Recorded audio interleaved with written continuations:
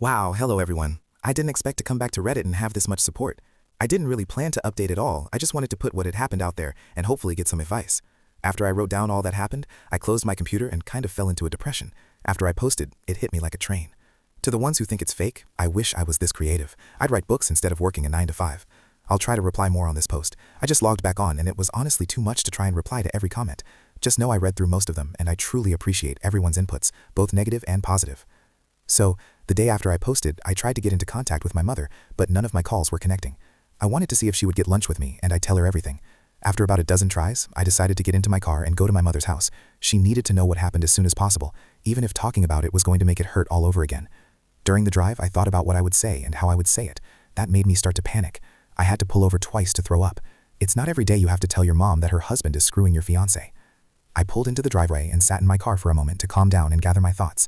I was in my car for a few minutes when my mother threw her front door open, so I stepped out of my car. She started cursing at me, saying how dare I come to her home after I hit my father for trying to break up a fight between Elle and I. She called me every name in the book and called me an abuser. She told me I needed to leave since Elle isn't ready to forgive me yet, and that if she's smart, she hopefully never will. Yes, apparently my father took Elle to my family's home and told my mom that Elle and I argued, and when my father tried to stop it, I hit him. She continued on for a while until I finally snapped and said, "Really, Mom? Because your husband is fucking my fiancé. That's why I hit him. And if you can't take my word for it, I have a video. I'll send it to you. But because my own mother can talk to me like this, don't expect to see me again. I want to hear your apology when you finally figure out that you're just as shit of a mom as a shit father." Her face dropped. She looked like what I must have looked like when I first walked into my apartment and caught them. I pulled out my phone and sent her the video. My mom took hers out and turned it on. She pulled up the video and watched up until the part where I turn on the light. She then put her phone down. She looked up at me, but I turned and went into my car. I backed out of her driveway. I looked at her before I took off, and she was in tears. My heart felt for her, but too much was said during that fight for me to pull back in and forgive her. When I got home, I started clearing everything out of my apartment that had to do with Elle or my family.